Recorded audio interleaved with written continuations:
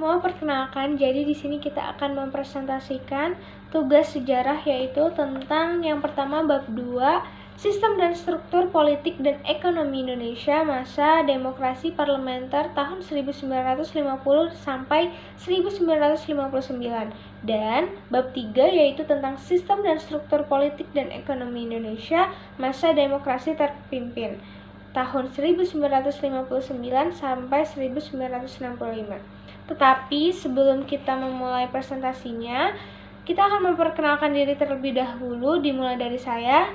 Perkenalkan, nama saya Fanny Ramadanti, absen 34 dari kelas 12 MIPA. Nama saya Gina Aulia, absen 9. Perkenalkan, nama saya Isni Zikri Walidaini Maslan, nomor absen 12.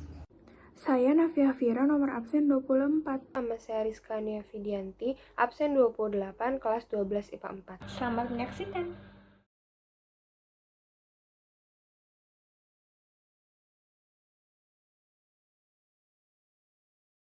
Sistem pemerintahan. Sistem pemerintahan demokrasi parlementer atau liberal diterapkan di Indonesia pada 1950 sampai 1959. Ketika menganut sistem ini, pemerintahan Indonesia dipimpin oleh Perdana Menteri bersama Presiden sebagai kepala negara. Tanggal 17 Agustus 1950, Republik Indonesia Serikat yang merupakan bentuk negara hasil kesepakatan Konferensi Meja Bundar dan pengakuan kedaulatan dengan Belanda resmi dibubarkan. Secara garis besar, kabinet-kabinet di Indonesia terbagi menjadi 7 era di bawah pimpinan Perdana Menteri. Setiap periodenya pasti memiliki permasalahannya masing-masing. Berikut ini ketujuh masa tersebut. Kabinet Natsir, September 1950 sampai Maret 1951. Kabinet ini berupaya sekuat tenaga melibatkan semua partai yang ada di parlemen. Namun, Muhammad Natsir selaku Perdana Menteri ternyata kesulitan memberikan posisi kepada partai politik yang berseberangan. Natsir adalah tokoh masyumi partai Islam yang amat kuat saat itu. Usahanya untuk merangkul Partai Nasional Indonesia atau PNI selalu saja kandas. Remy Madinir dalam Islam and Politics in Indonesia, The Masyumi Party Between Democracy and Integralism, tahun 2015 menyebutkan, PNI memang kerap berseberangan pandangan dengan Masyumi. PNI bahkan melakukan tuntunan terhadap peraturan Pemerintah nomor 39 tahun 1950 yang dikeluarkan oleh Natsir yang membuat Natsir mengundurkan diri dari jabatannya. Kabinet Sukiman, April 1951 sampai Februari 1952. PNI mendapatkan posisinya dalam kabinet ini, namun sama seperti sebelumnya masih terdapat masalah. Sama seperti Natsir, Sukiman Wiryo Sanjoyo, sang Perdana Menteri, adalah orang dari Masyumi. Beberapa kebijakan Sukiman ditentang oleh PNI. Bahkan kabinetnya mendapatkan mosi tidak percaya dari partai politik yang dibentuk oleh Soekarno tersebut. Kabinet Sukiman akhirnya berakhir pada 23 Februari 1952. Kabinet Wilopo, April 1952 sampai Juni 1953. Pada masanya, Wilopo selaku Perdana Menteri berhasil mendapatkan mayoritas suara parlemen. Tugas pokok Wilopo ketika itu menjalankan pemilu untuk pemilihan anggota parlemen dan konstituante. Akan tetapi, sebelum pemilu dilaksanakan, Kabinet Wilopo dipaksa untuk menggulung tikar. Selanjutnya ada Kabinet Ali Sastro Midjoyo I, Juli 1953 sampai Juli 1955. Ali Sastro Midjoyo melanjutkan tugas kabinet sebelumnya untuk melaksanakan pemilu. Pada 31 Mei 1954 dibentuk Panitia Pemilihan Umum Pusat dan Daerah. Rencananya kala itu pemilu akan diadakan pada 29 September untuk DPR dan 15 Desember untuk konstituante pada tahun 1955. Akan tetapi, lagi-lagi seperti yang dialami Kabinet Wilopo, Kabinet Ali Sumarjo bubar pada Juli 1955 dan digantikan dengan Kabinet Burhanuddin Harahap di bulan berikutnya. Kabinet Burhanuddin Harahap, Agustus 1955 sampai Maret 1956. Burhanuddin Harahap dengan kabinetnya berhasil melaksanakan pemilu yang sudah direncanakan tanpa mengubah waktu pelaksanaannya. Pemilu 1955 berjalan relatif lancar dan disebut-sebut sebagai pemilu paling demokratis. Kendati begitu, masalah ternyata terjadi pula. Soekarno ingin melibatkan PKI dalam kabinet kendati tidak disetujui oleh koalisi partai lainnya. Alhasil, Kabinet Burhanuddin Harahap bubar pada Maret 1956. Berikutnya ada Kabinet Ali Sumarjoyo II, Maret 1956 sampai Maret 1957. Berbagai masalah juga dialami Kabinet Ali untuk kali kedua ini, dari persoalan Irian Barat, otonomi daerah, nasib buruh, keuangan negara, dan lainnya. Ali Sumarjoyo pada periode yang keduanya ini tidak berhasil memaksa Belanda untuk menyerahkan Irian Barat. Kabinet ini pun mulai menuai kritik dan akhirnya bubar dalam setahun. Yang terakhir itu ada Kabinet Juanda, Maret 1957 sampai Juli 1959. Terdapat 5 program kerja utama yang dijalankan Juanda, yakni membentuk dewan, menormalisasi keadaan Indonesia, membatalkan pelaksanaan KMB, memperjuangkan Irian Barat, dan melaksanakan pembangunan. Salah satu permasalahan ketika itu bermuncul ketika deklarasi Juanda ditetapkan. Kebijakan ini ternyata membuat negara-negara lain keberatan sehingga Indonesia harus melakukan perundingan terkait penyelesaiannya. Perkembangan politik pada masa demokrasi liberal. Sistem kepartaian. Partai politik merupakan suatu kelompok terorganisir yang anggota-anggotanya mempunyai orientasi, nilai-nilai, dan cita-cita yang sama. Partai politik bertujuan untuk memperoleh, merebut, dan mempertahankan kekuasaan secara konstitusional. Sistem kepartaian yang dianut pada masa demokrasi liberal adalah multipartai. Melalui maklumat pemerintah pada tanggal 3 November 1945, gagasan pembentukan partai-partai politik dimunculkan kembali dan berhasil membentuk partai-partai politik baru seperti yang ada di tabel sebelah. Penyebab mengapa sering terjadi pergantian kabinet adalah karena partai-partai politik tersebut cenderung memperjuangkan kepentingan golongan daripada kepentingan nasional. Partai-partai politik yang ada saling bersaing, saling mencari kesalahan, dan saling menjatuhkan. Partai-partai politik yang tidak memegang jabatan dalam kabinet dan tidak memegang peranan penting dalam parlemen sering melakukan oposisi yang kurang sehat dan berusaha menjatuhkan partai politik yang memerintah. Kondisi inilah yang mendorong Presiden Soekarno mencari solusi untuk membangun kehidupan politik Indonesia yang akhirnya membawa Indonesia dari sistem demokrasi liberal menuju demokrasi terpimpin. Pemilihan Umum 1955. Pemilihan Umum 1955 merupakan tonggak demokrasi pertama di Indonesia. Pelaksanaan pemilihan umum 1955 bertujuan untuk memilih wakil-wakil rakyat yang akan duduk dalam parlemen dan Dewan Konstituante. Pemilihan umum 1955 dilaksanakan dalam 2 tahap. Yang pertama, DPR. Tahap pertama untuk memilih anggota parlemen pada tanggal 29 September 1955. Tahap kedua, Dewan Konstituante. Tahap kedua untuk memilih anggota Dewan Konstituante atau Badan Pembuat Undang-Undang Dasar pada tanggal 15 Desember 1955. Pada pemilu pertama ini, 39 juta rakyat Indonesia memberikan suaranya di kotak-kotak suara. Hasil tahap pertama diumumkan pada tanggal 1 Maret 1956. 4 perolehan suara terbanyak memperoleh kursi sebagai berikut. 1. Partai Nasional Indonesia atau PNI memperoleh kursi sebanyak 57 kursi. Kedua, Majelis Syuro Muslimin Indonesia atau Masyumi memperoleh kursi sebanyak 57 kursi. Yang ketiga, Nahdlatul Ulama memperoleh kursi sebanyak 45 kursi. Yang keempat, Partai Komunis Indonesia atau PKI memperoleh kursi sebanyak 39 kursi. Tahap pertama menghasilkan susunan anggota DPR dengan jumlah anggota sebanyak 250 orang dan dilantik pada 24 Maret 1956 oleh Presiden Soekarno. Acara pelantikan dihadiri oleh anggota DPR yang lama dan Menteri-Menteri Kabinet Burhanuddin Harahap. Dalam upaya untuk menyelesaikan perbedaan pendapat terkait dengan masalah dasar negara, kelompok Islam mengusulkan kepada pendukung Pancasila tentang kemungkinan dimasukkannya nilai-nilai Islam ke dalam Pancasila, yaitu dimasukkannya Piagam Jakarta 22 Juni 1945 sebagai pembukaan Undang-Undang Dasar yang baru.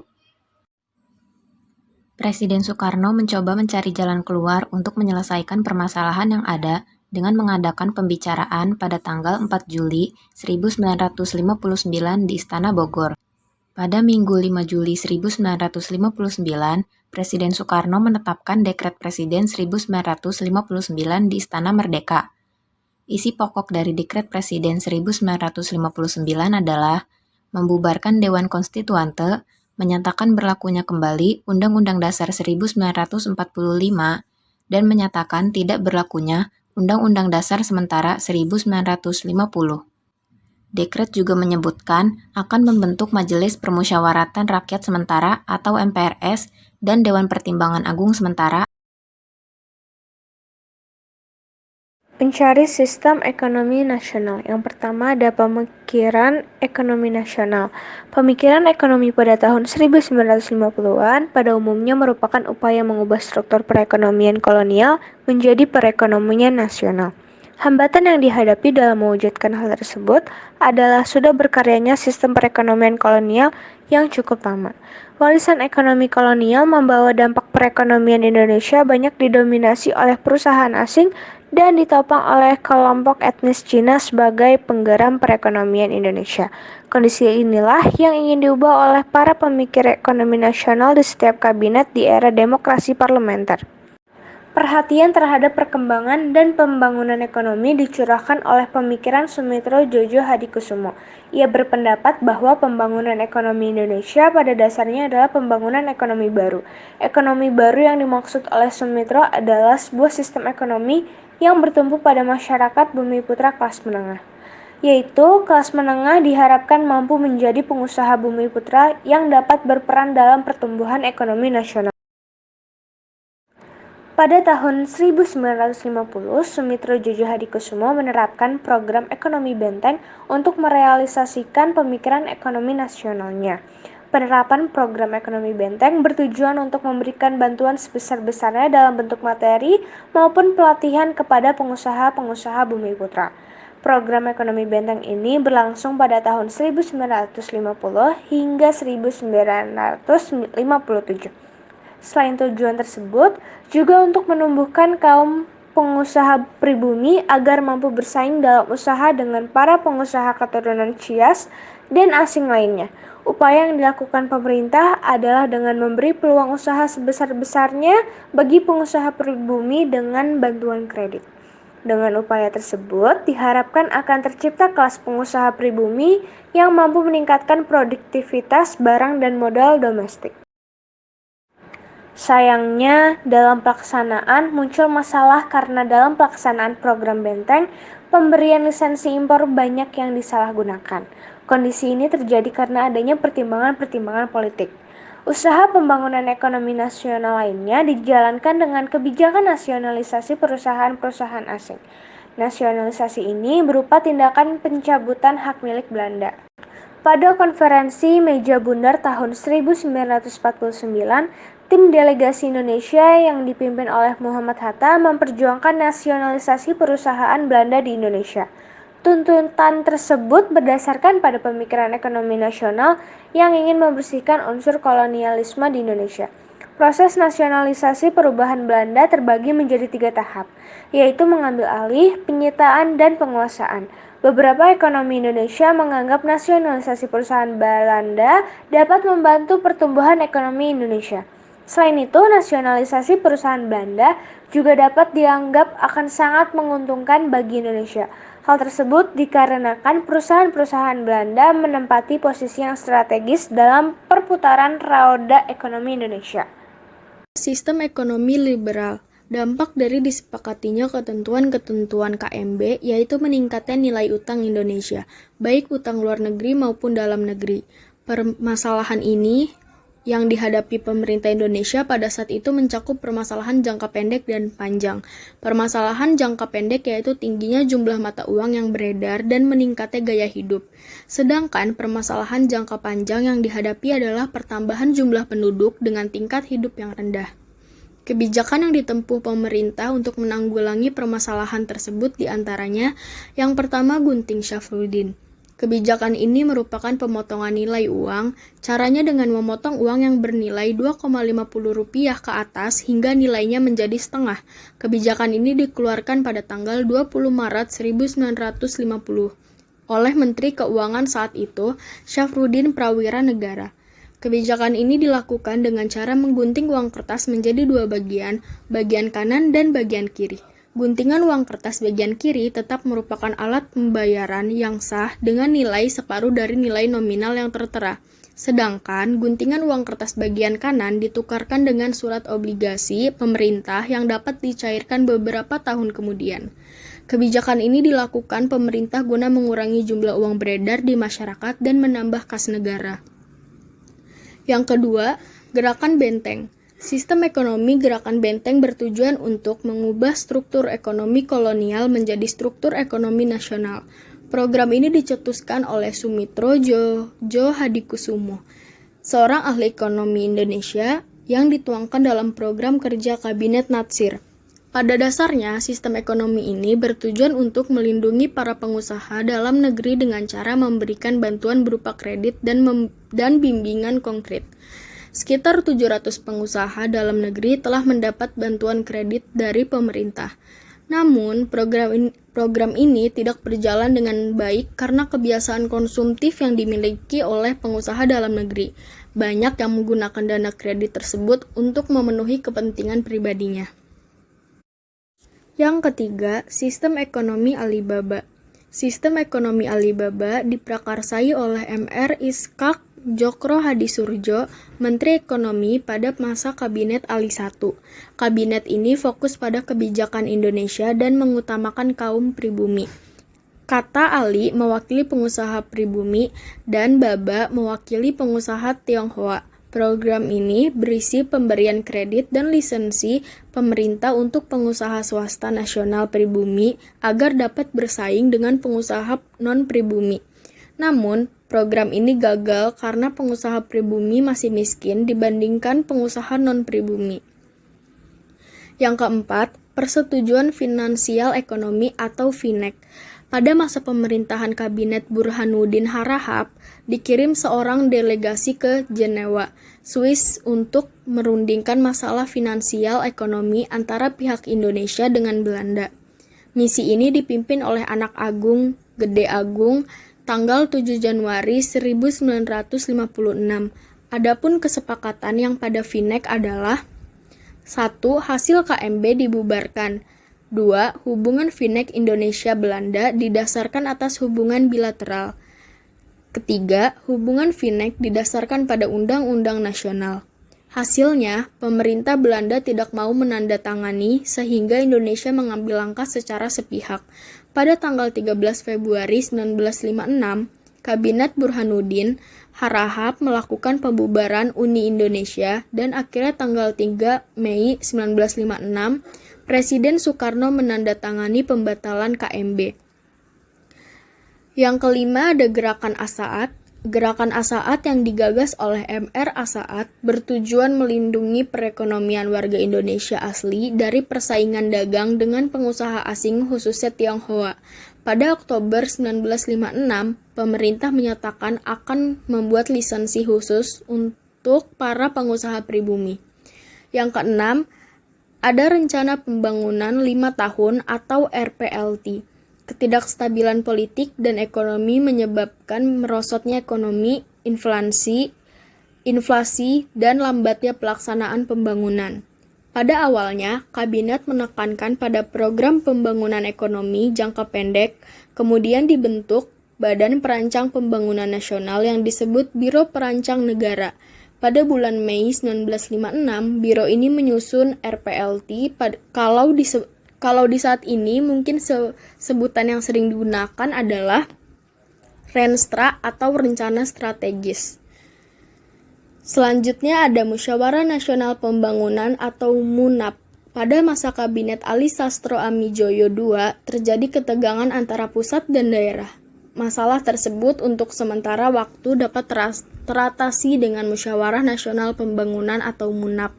Tujuan diadakan MUNAP adalah untuk mengubah rencana pembangunan agar dapat dihasilkan rencana pembangunan yang menyeluruh untuk jangka panjang. Rencana tersebut tidak dapat dilaksanakan dengan baik karena adanya kesulitan dalam menentukan prioritas, terjadi ketegangan politik, dan timbul pemberontakan PRRI atau Permesta. Selanjutnya, nasionalisasi perusahaan asing. Selain kebijakan-kebijakan yang diberlakukan pada warga negara Indonesia, perkembangan kehidupan ekonomi bangsa Indonesia di masa demokrasi liberal juga tidak lepas dari kehadiran perusahaan-perusahaan asing yang dijadikan menjadi milik pemerintah Indonesia atau lebih dikenal dengan nasionalisasi. Tahap ini dimulai sejak Desember 1958 dengan dikeluarkannya Undang-Undang tentang Nasionalisasi Perusahaan-Perusahaan milik Belanda. Beberapa perusahaan asing yang dinasionalisasi oleh pemerintah Indonesia diantaranya adalah Bank Dagang Negara, Bank Umum Negara, Bank Eksim, dan Garuda Indonesia. Selanjutnya ada nasionalisasi De Javasse Bank. Bangunan tersebut punya sejarah yang panjang sebagai saksi kehidupan ekonomi bangsa. Dulunya gedung itu milik Belanda, tepatnya milik De Javasse Bank. Pada tanggal 19 Juni 1951, Kabinet Sukiman membentuk Panitia Nasionalisasi De Javasse Bank yang berdasarkan pada keputusan Pemerintah RI nomor 122 dan 123. Pemerintah memberhentikan Houwing sebagai Presiden De Javasse Bank dan mengangkat M.R. Syafruddin Prawira Negara sebagai Presiden De Javasse Bank yang baru. Pada tanggal 15 Desember 1951 diumumkan Undang-Undang Nomor 24 Tahun 1951 tentang nasionalisasi De Javasse Bank menjadi bank sentral. Kemudian pada tanggal 1 Juli 1953 De Javasse Bank berganti menjadi Bank Indonesia. Sayangnya, dalam pelaksanaan muncul masalah-masalah karena dalam pelaksanaan program Benteng, pemberian lisensi impor banyak yang disalahgunakan. Kondisi ini terjadi karena adanya pertimbangan-pertimbangan politik. Usaha pembangunan ekonomi nasional lainnya dijalankan dengan kebijakan nasionalisasi perusahaan-perusahaan asing. Nasionalisasi ini berupa tindakan pencabutan hak milik Belanda. Bab 3. Sistem dan struktur politik dan ekonomi Indonesia pada masa demokrasi terpimpin tahun 1959 sampai 1965. Peta konsep bab 3 ada dua bahasan, yaitu dinamika politik dan perkembangan ekonomi. Dinamika politik mencakup bahasan yang pertama menuju demokrasi terpimpin, kedua peta kekuatan politik nasional, ketiga perjuangan pembebasan Irian Barat, dan yang terakhir adalah konfrontasi Malaysia atau Dwi Kora. Menuju demokrasi terpimpin. Demokrasi terpimpin merupakan era politik Indonesia setelah berakhirnya era demokrasi parlementer. Sistem demokrasi terpimpin lahir setelah konstituante gagal merancang Undang-Undang Dasar dan kemudian membubarkan dengan dekret Presiden tanggal 5 Juni 1959. Sistem ini lahir sebagai bentuk penelusuran atau perbaikan terhadap demokrasi liberal. Kehidupan sosial politik Indonesia pada masa demokrasi liberal pada tahun 1950 hingga 1959 belum pernah mencapai kestabilan secara nasional dan Dewan Konstitusi tidak berhasil menyelesaikan tugasnya, yaitu merancang Undang-Undang Dasar. Hal ini membuat Presiden Soekarno berkeinginan untuk menyederhanakan partai-partai politik dan membentuk kabinet yang berisikan 4 partai yang menang dalam pemilihan umum tahun 1955. Pada tanggal 21 Februari 1957, Soekarno dihadapkan para tokoh politik dan tokoh militer menawarkan konsepsinya untuk menyelesaikan dan mengatasi krisis-krisis kewibawaan pemerintah. Dalam konsepsinya, Presiden Soekarno menghendaki dibentuknya kabinet berkaki 4 yang anggotanya terdiri dari wakil-wakil PNI, Masyumi, NU, dan PKI. Selain itu, Presiden Soekarno juga menghendaki dibentuknya Dewan Nasional yang anggotanya terdiri dari anggota fungsional dalam masyarakat. Beliau juga menekankan bahwa demokrasi liberal merupakan demokrasi impor yang tidak sesuai dengan jiwa dan semangat bangsa Indonesia. Demokrasi yang sesuai dengan kepribadian bangsa Indonesia, yaitu demokrasi terpimpin. Gagasan Presiden Soekarno ini dikenal dengan konsepsi Presiden 1957. Upaya untuk menuju demokrasi terpimpin telah dirintis oleh Presiden Soekarno sebelum dikeluarkannya Dekret Presiden tanggal 5 Juli 1959. Upayanya adalah sebagai berikut. Yang pertama, pembentukan Dewan Nasional pada 6 Mei 1957. Sejak saat itu, Presiden Soekarno mencoba mengganti sistem demokrasi parlementer yang membuat pemerintahan tidak stabil dengan demokrasi terpimpin. Melalui Panitia Perumus Dewan Nasional dibahas mengenai usulan kembali ke Undang-Undang Dasar 1945. Akhirnya, Presiden Soekarno menyetujui usulan tersebut. Yang kedua, mengeluarkan keputusan pada tanggal 19 Februari 1959 tentang pelaksanaan demokrasi terpimpin dalam rangka kembali ke Undang-Undang Dasar 1945. Keputusan ini disampaikan di hadapan anggota DPR pada tanggal 2 Maret 1959 dan Dewan Konstituante pada tanggal 22 April 1959. Presiden Soekarno kemudian meminta anggota Dewan Konstituante untuk menerima Undang-Undang Dasar 1945 apa adanya tanpa perubahan dan menetapkannya sebagai Undang-Undang Dasar Republik Indonesia yang tetap. Untuk mengambil keputusan, Dewan Konstituante kemudian mengadakan pemungutan suara. Namun, setelah melakukan pemungutan suara sebanyak 3 kali, suara tidak mencapai quorum untuk menetapkan Undang-Undang Dasar 1945 sebagai undang-undang yang tetap. Yang ketiga adalah larangan bagi kegiatan politik. Kepala Staf Angkatan Darat selaku penguasa perang pusat, A.H. Nasution, atas nama pemerintah mengeluarkan larangan bagi semua kegiatan politik yang berlaku mulai tanggal 3 Juni 1959 pukul 6 pagi. Kepala Staf Angkatan Darat dan Ketua Umum PNI, Suwiryo, menyarankan kepada Presiden Soekarno untuk mengumumkan kembali berlakunya Undang-Undang Dasar 1945 dengan suatu dekret Presiden. Yang keempat adalah pertemuan untuk mencapai kesepakatan. Pada tanggal 3 Juli 1959, Presiden Soekarno memanggil Ketua DPR Mr. Sartono, Perdana Menteri Insinyur Juanda, para menteri, pimpinan TNI, dan anggota Dewan Nasional Ruslan Abdul Ghani dan Muhammad Yamin, serta Ketua Mahkamah Agung Mr. Wirjono untuk mendiskusikan langkah yang harus diambil. Pertemuan tersebut juga menyepakati untuk mengambil langkah melakukannya melalui dekret Presiden. Dekret.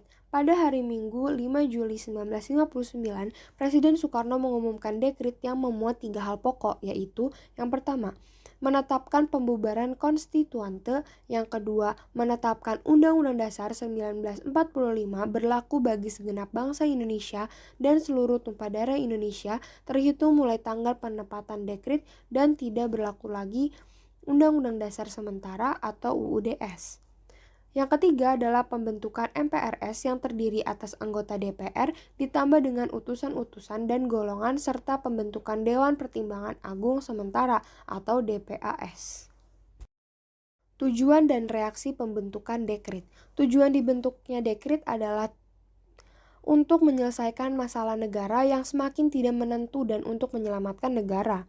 Reaksi dengan adanya dekret Presiden adalah yang pertama, rakyat menyambut baik sebab mereka lebih mendambakan adanya stabilitas politik yang telah goyah selama masa liberal. Yang kedua, Mahkamah Agung membenarkan dan mendukung pelaksanaan dekret Presiden. Yang ketiga, KSAD meminta seluruh anggota TNI Angkatan Darat untuk melaksanakan pengamanan dekret Presiden. Yang keempat adalah DPR pada tanggal 22 Juli 1945 secara aklamasi menyatakan kesediaannya untuk melaksanakan Undang-Undang Dasar 1945. Dampak-dampak diberlakukannya dekret Presiden 15 Juli 1959. Tentunya ada dampak positif dan juga negatif. Dampak positifnya adalah pertama, menyelamatkan negara dari perpecahan dan krisis politik berkepanjangan. Yang kedua, memberikan pedoman yang jelas yaitu Undang-Undang Dasar 1945 bagi kelangsungan negara. Yang ketiga, merintis pembentukan lembaga tertinggi negara yaitu MPRS dan lembaga tinggi negara berupa DPAS yang selama masa demokrasi parlemen tertunda pembentukannya. Kalau tadi udah ada dampak positifnya, tentunya ada dampak negatifnya juga. Yang pertama, ternyata Undang-Undang Dasar 1945 tidak dilaksanakan secara murni dan konsekuen. Undang-undang yang harusnya menjadi dasar hukum konstitusional penyelenggaraan pemerintah pelaksanaannya hanya menjadi slogan-slogan kosong semata. Yang kedua, memberi kekuasaan yang besar pada Presiden, MPR, dan lembaga tinggi negara. Hal itu terlihat dari masa demokrasi terpimpin dan berlanjut ke Orde Baru. Yang ketiga, memberi peluang bagi militer untuk terjun dalam bidang politik. Sejak dekret, militer terutama Angkatan Darat menjadi kekuatan politik yang disegani. Hal ini semakin terlihat pada masa Orde Baru dan tetap terasa sampai sekarang. Sistem politik. Dengan berlakunya Undang-Undang Dasar 1945 dan demokrasi terpimpin, Presiden Soekarno langsung memimpin pemerintahan dan segera mengambil kebijakan-kebijakan sebagai berikut. Kabinet Kerja. Pada 10 Juli 1959, Soekarno mengumumkan kabinet baru yang disebut dengan Kabinet Kerja. Dalam kabinet ini, Soekarno bertindak selaku Perdana Menteri dan Juanda menjadi menteri pertama dengan 2 orang wakil yaitu Dr. Leimena dan Dr. Subandrio. Program kabinet yang dicanangkan meliputi penyelenggaraan keamanan dalam negeri, pembebasan Irian Barat, dan melengkapi sandang pangan rakyat Indonesia. Untuk Dewan Agung Sementara yang langsung diketuai oleh Presiden Soekarno dengan Ruslan Abdul Ghani sebagai wakil ketuanya, lembaga ini dibentuk berdasarkan penetapan Presiden nomor 3 tahun 1959 tertanggal 22 Juli 1959. Ideologi demokrasi terpimpin. Pada tanggal 17 Agustus 1959, Presiden Soekarno menguraikan ideologi demokrasi terpimpin yang isinya mencakup revolusi, gotong royong, demokrasi, anti-imperialisme, kapitalisme, anti-demokrasi liberal, dan perubahan secara total. Pidato ini diusulkan DPAS dalam sidangnya bulan November 1959, dijadikan garis-garis besar haluan negara dengan nama Manifesto Politik Republik Indonesia, disingkat jadi Manipol. Berikutnya ada Majelis Permusyawaratan Rakyat Sementara atau MPRS melalui penetapan Presiden nomor 2/1959 tanggal 31 Desember 1959 dibentuk Majelis Permusyawaratan Rakyat Sementara atau MPRS dengan Khairul Saleh Tokoh Purba sebagai ketuanya dan dibantu beberapa orang wakil ketua. Anggota MPRS pemilihannya dilakukan melalui penunjukan dan pengangkatan oleh Presiden, tidak melalui pemilihan umum sesuai dengan ketentuan Undang-Undang Dasar 1945. Fungsi dan tugas MPRS hanya menetapkan garis-garis besar haluan negara. Berikutnya ada DPR Gotong Royong atau biasa dikenal dengan DPR GR. Pada tanggal 22 Juli 1959 keluar penetapan Presiden nomor 1 tahun 1959 yang menetapkan bahwa sebelum terbentuknya DPR berdasarkan Undang-Undang Dasar 1945, maka DPR yang telah dibentuk berdasarkan Undang-Undang nomor 37 tahun 1953 menjalankan tugasnya sebagai DPR. Tetapi penolakan DPR terhadap RAPBN tahun 1960 mengakibatkan Presiden membubarkan lembaga tersebut. Berdasarkan penetapan Presiden nomor 3 tahun 1960, tanggal 5 Maret 1960, pada tanggal 24 Juni 1960 DPR diganti dengan DPR GR yang anggotanya berasal dari 3 partai besar yaitu PNI, NU, dan PKI. Ketiga partai itu dianggap telah mewakili semua golongan seperti nasional, agama, komunis yang sesuai dengan konsep Nasakom.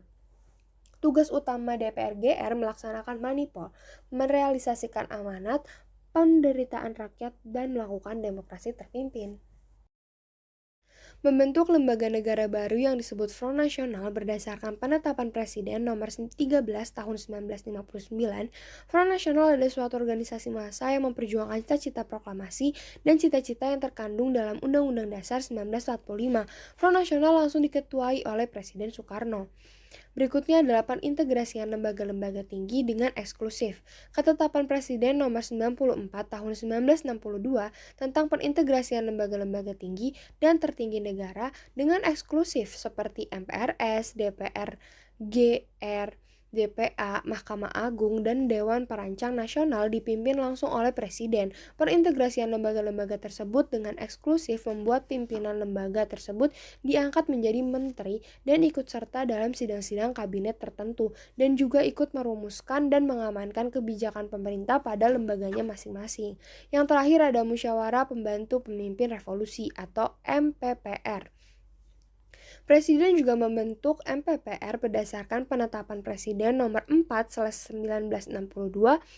MPPR merupakan Badan Pembantu Pemimpin Besar Revolusi atau PBR dalam mengambil kebijakan khusus dan darurat untuk menyelesaikan revolusi. Keanggotaan MPPR meliputi sejumlah menteri yang mewakili MPRS, DPRGR, departemen-departemen, angkatan, dan para pemimpin partai politik. Nasakom. Peta kekuatan politik nasional. Antara tahun 1960 sampai 1965, kekuatan politik pada waktu itu terpusat di tangan Presiden Soekarno. Presiden Soekarno memegang seluruh kekuasaan negara dengan TNI Angkatan Darat dan PKI di sampingnya. TNI yang sejak Kabinet Juanda diberlakukan SOB, kemudian pemberontakan PRRI dan Pramesta pada tahun 1958 mulai memainkan peranan penting dalam bidang politik. Dihidupkannya Undang-Undang 1945 merupakan usulan dari TNI dan didukung penuh dalam pelaksanaannya.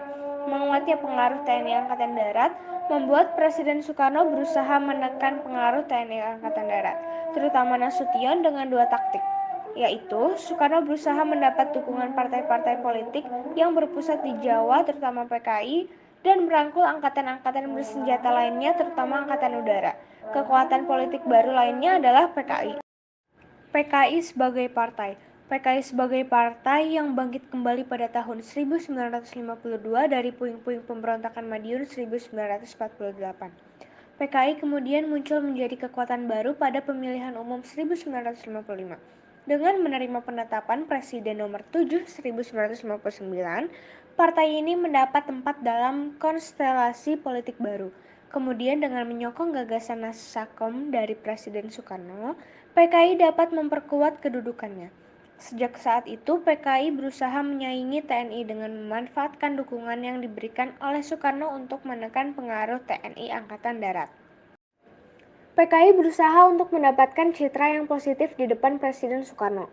PKI menerapkan strategi menempel pada Presiden Soekarno yang secara sistematis PKI berusaha memperoleh citra sebagai Pancasilais dan pendukung kebijakan-kebijakan Presiden Soekarno yang menguntungkannya.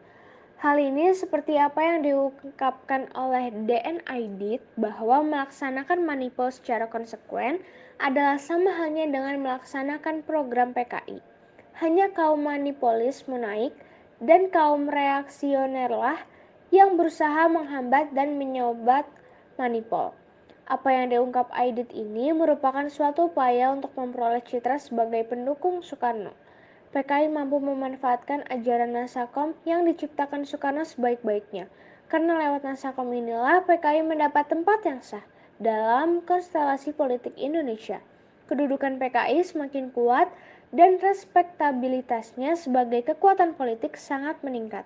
Bahkan ketika Presiden Soekarno akan membubarkan partai melalui penetapan presiden, konsep awal disebut bahwa partai yang akan dibubarkan adalah partai yang memberontak. Namun, dalam keputusan ini, Presiden Soekarno meminta ditambahkan kata sedang di depan kata memberontak, sehingga rumusannya berbunyi sedang memberontak karena para pemimpinnya turut dalam pemberontakan. Sesuai dengan rumusan itu, maka partai yang calon kuat untuk dibubarkan hanya Masyumi dan PSI. Sebaliknya, PKI yang pernah memberontak pada tahun 1948 terhindar dari pembubaran. Anhar Ganggong 2005, PKI pun melakukan berbagai upaya untuk memperoleh dukungan politik dari masyarakat. Berbagai slogan disampaikan oleh pemimpin PKI. Aidit, siapa setuju Nasakom harus setuju Pancasila. Berbagai pidato Soekarno dikutip disesuaikan sedemikian rupa sehingga seolah-olah sejalan dengan gagasan dan cita-cita PKI. PKI terus meningkatkan kegiatannya dengan berbagai isu yang memberi citra kepada PKI sebagai partai paling manipolis dan pendukung Presiden Soekarno yang paling setia. Ketika Presiden Soekarno gagal membentuk kabinet gotong royong Nasakom pada tahun 1960 karena mendapat tantangan dari kalangan Islam dan TNI Angkatan Darat, PKI mendapat kompensasi tersendiri dengan memperoleh kedudukan dalam MPRS, DPRGR, DPA, dan pengurus besar Front Nasional serta dalam musyawarah pembantu pimpinan revolusi MPPR. Kondisi ini mendorong pimpinan TNI Angkatan Darat berusaha mengimbanginya dengan mengajukan calon-calon lain sehingga menjadi pengontrol terhadap PKI dalam komposisinya. Upaya ini tidak mencapai hasil yang optimal karena Presiden Soekarno tetap memberikan porsi dan posisi kepada anggota PKI. Ketika TNI Angkatan Darat mensinyalir adanya upaya dari PKI melakukan tindakan pengacauan di Jawa Tengah, Sumatera Selatan, Kalimantan Selatan, dan Sulawesi Selatan, pemimpin TNI Angkatan Darat mengambil tindakan berdasarkan Undang-Undang Keadaan Bahaya, mengambil tindakan terhadap PKI dengan melarang terbitnya Harian Rakyat dan dikeluarkan perintah penangkapan Aidit dan kawan-kawan, namun mereka berhasil lolos. Kegiatan-kegiatan PKI di daerah juga dibekukan. Namun, tindakan TNI Angkatan Darat ini tidak disetujui oleh Presiden Soekarno dan memerintah segala keputusan dicabut kembali.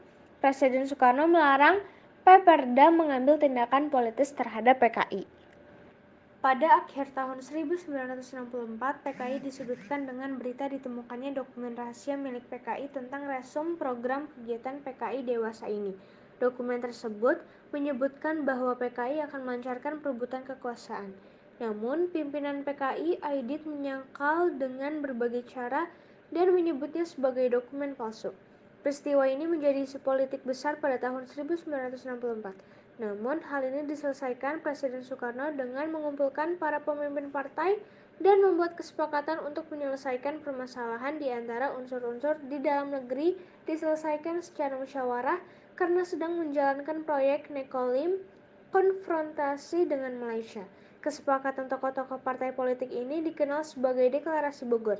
Namun, PKI melakukan tindakan sebaliknya dengan melakukan sikap ofensif dengan melakukan serangan politik terhadap Partai Murba dengan tuduhan telah memecah belah Persatuan Nasakom dan akan mengadakan kudeta serta akan membunuh ajaran dan pribadi Presiden Soekarno. Upaya-upaya PKI ini membawa hasil dengan ditangkapnya tokoh-tokoh Murba, di antaranya Soekarni, dan Partai Murba dibekukan oleh Presiden Soekarno. Merasa kedudukannya yang semakin kuat, PKI berusaha untuk memperoleh kedudukan dalam kabinet. Berbagai upaya dilakukan PKI mulai dari aksi coret-coret, pidato-pidato, dan petisi-petisi yang menyerukan pembentukan kabinet. Mereka juga menuntut penggantian pembantu-pembantu presiden yang tidak mampu merealisasikan program pemerintah, serta mendesak supaya segera dibentuk kabinet gotong royong yang berporoskan Nasakom. Terhadap TNI Angkatan Darat pun, PKI melakukan berbagai upaya dalam rangka mematahkan pembinaan teritorial yang sudah dilakukan oleh TNI Angkatan Darat. Seperti peristiwa Bandar Betsi, Sumatera Utara, peristiwa Jengkol. Upaya merongrong ini dilakukan melalui radio pers dan poster yang menggambarkan setan desa yang harus dibunuh dan dibasmi. Tujuan politik PKI di sini adalah menguasai desa untuk mengepung kota. Pembebasan Irian Barat. Masalah Irian Barat sudah dibicarakan dalam konferensi meja bundar KMB. KMB dilaksanakan di Den Haag pada tanggal 23 Agustus hingga 2 September 1949. KMB merupakan konferensi segitiga yang terdiri dari BFO, Republik Indonesia, dan Belanda. Delegasi Indonesia dipimpin oleh Dr. Muhammad Hatta, delegasi BFO dipimpin oleh Sultan Hamid II, dan delegasi Belanda dipimpin oleh Mr. van Maarseveen. Dan pihak kunci sebagai penengah adalah Kurt Clay. Hasil keputusan meja bundar ialah 1. Belanda mengakui kedaulatan Republik Indonesia paling lambat akhir bulan Desember 1949. 2. Penyelesaian masalah Irian Barat ditangguhkan sampai tahun berikutnya. 3. Republik Indonesia Serikat dan pemerintah kolonial Belanda bekerja sama dalam suatu perserikatan yang dipimpin oleh Ratu Belanda atas dasar sukarela serta persamaan derajat dan hak. 4. Republik Indonesia Serikat mengembalikan hak milik Belanda, hak konsesi, dan izin baru bagi perusahaan-perusahaan Belanda. 5. Semua hutang bekas Hindia Belanda harus dibayar oleh Republik Indonesia Serikat. 6. Republik Indonesia Serikat membentuk angkatan perang dengan Tentara Nasional Indonesia sebagai inti kekuatannya. Jalur diplomasi untuk membebaskan Irian Barat meliputi jalur bilateral dan jalur internasional. Jalur bilateral yakni antara Indonesia dengan Belanda melalui KMB. Jalur internasional yakni melalui Forum Perserikatan Bangsa-Bangsa dan melalui Konferensi Asia Afrika. Akibat Belanda selalu mengingkari kesepakatan dan berusaha untuk mempertahankan Irian Barat, akhirnya Indonesia membawa masalah Irian Barat ke forum sidang PBB. Usaha Indonesia selalu melalui forum PBB ternyata belum membuahkan hasil karena sebagian anggota negara barat berpihak kepada Belanda.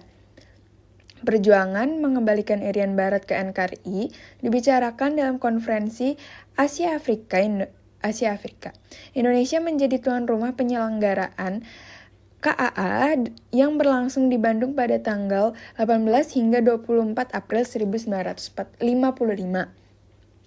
Tahap Perpera. Perpera merupakan salah satu ketentuan persetujuan 1962 mengenai penyerahan kekuasaan pemerintahan atas Irian Barat oleh Belanda kepada Indonesia. Ada 3 tahap Perpera, yaitu tahap 1.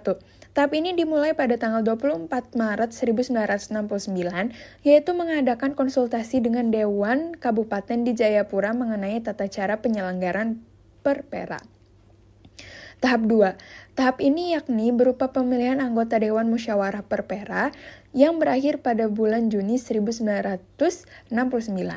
Tahap 3. Pada tahap ini dilaksanakan Perpera pada tanggal 4 Juli 1969, berakhir pada tanggal Agustus 1969. Saksi Perpera yakni utusan Sekretaris Jenderal Duta Besar Ortiz Zans. Walaupun sudah mengikuti Perpera, akan tetapi secara bulat tetap menyatakan bagian dari negara Republik Indonesia. Hasil Perpera dibawa oleh Duta Besar Ortiz Zans untuk dilaporkan umum PBB. Sebagai kenangan atas perjuangan merebut Irian Barat, maka pada tanggal 21 Desember 1995 diresmikanlah Monumen Mandala oleh Presiden Soeharto. Presiden pada saat itu di Makassar. Konfrontasi terhadap Malaysia. Konfrontasi Indonesia-Malaysia adalah sebuah peristiwa perang mengenai persengketaan wilayah dan penolakan penggabungan wilayah Sabah, Brunei, dan Sarawak yang terjadi antara Federasi Malaysia dan Indonesia pada tahun 1962 hingga 1966. Masalah ini berawal dari munculnya keinginan Teuku Abdul Rahman dari Persekutuan Tanah Melayu dan Lee Kuan Yew dari Republik Singapura untuk menyatukan kedua negara tersebut menjadi Federasi Malaysia. Namun, rencana mereka mendapat tentangan dari Filipina dan Indonesia. Filipina menentang karena memiliki keinginan atas wilayah Sabah di Kalimantan Utara. Filipina menganggap bahwa wilayah Sabah secara historis adalah milik Sultan Sulu. Pemerintah Indonesia menentang karena menurut Presiden Soekarno, pembentukan Federal Malaysia dianggap sebagai proyek neokolonialisme Inggris yang membahayakan revolusi Indonesia. Pada 31 Juli sampai 5 Agustus 1963 diadakan Konferensi Maphilindo atau Malaysia, Filipina, Indonesia. Konferensi Maphilindo menghasilkan 3 dokumen penting, yaitu Deklarasi Manila, Persetujuan Manila, dan Komunike Bersama. Inti pokok dari ketiga dokumen tersebut adalah Indonesia dan Filipina menyambut baik pembentukan Federasi Malaysia jika rakyat Kalimantan Utara menyetujui hal itu. Mengenai pembentukan Federasi Malaysia, ketiga kepala pemerintahan setuju untuk meminta Sekjen PBB untuk melakukan pendekatan terhadap persoalan ini, sehingga dapat diketahui keinginan rakyat di daerah-daerah yang akan dimasukkan ke dalam Federasi Malaysia. Kemudian, Sekjen PBB membentuk tim penyelidik yang dipimpin oleh Lawrence Michel Moore. Tim tersebut memulai tugasnya di Malaysia pada tanggal 14 September 1963. Namun, sebelum misi PBB menyelesaikan tugasnya dan melaporkan hasil kerjanya, Federasi Malaysia diproklamasikan pada tanggal 16 September 1963. Oleh karena itu, pemerintah RI menganggap proklamasi tersebut sebagai pelecehan atas martabat PBB dan pelanggaran Komunike Bersama Manila, yang secara jelas menyatakan bahwa penyelidikan kehendak rakyat Sabah dan Sarawak harus terlebih dahulu dilaksanakan sebelum Federasi Malaysia. Presiden Soekarno tidak dapat menerima tindakan yang dilakukan oleh PM Teuku Abdul Rahman karena menganggap referendum tidak dijalankan secara semestinya. Aksi-aksi demonstrasi menentang terjadi di Jakarta yang dibalas pula dengan aksi-aksi demonstrasi besar terhadap kedutaan RI di Kuala Lumpur, sehingga pada tanggal 17 September 1963, hubungan diplomatik Indonesia dan Malaysia diputuskan. Pemerintah RI pada tanggal 21 September memutuskan pula hubungan ekonomi dengan Malaya, Singapura, Sarawak, dan Sabah. Pada akhir 1963, pemerintah RI menyatakan dukungannya terhadap perjuangan rakyat Kalimantan Utara dalam melawan neokolonialisme Inggris. Pemerintah Amerika Serikat, Jepang, dan Thailand berusaha melakukan mediasi menyelesaikan masalah ini. Namun, masalah pokok yang menyebabkan sengketa dan memburuknya hubungan ketiga tersebut tetap tidak dapat terpecahkan. Karena PM Federasi Malaysia, Tengku Abdul Rahman, tidak menghadiri forum pertemuan tiga negara. Upaya lainnya adalah melakukan pertemuan Menteri-Menteri Luar Negeri Indonesia, Malaysia, dan Filipina di Bangkok. Namun, pertemuan Bangkok yang dilakukan 2 kali tidak menghasilkan keputusan positif, sehingga diplomasi mengalami kemacetan. Pada 3 Mei 1964, Presiden Soekarno mengucapkan Dwi Komando Rakyat atau Dikora di hadapan apel besar sukarelawan. Kami perintahkan kepada 21 juta sukarelawan Indonesia yang telah mencatatkan diri, perhebat ketahanan revolusi Indonesia dan bantuan perjuangan revolusioner rakyat-rakyat Manila, Singapura, Sabah, Sarawak, dan Brunei untuk membubarkan negara boneka Malaysia.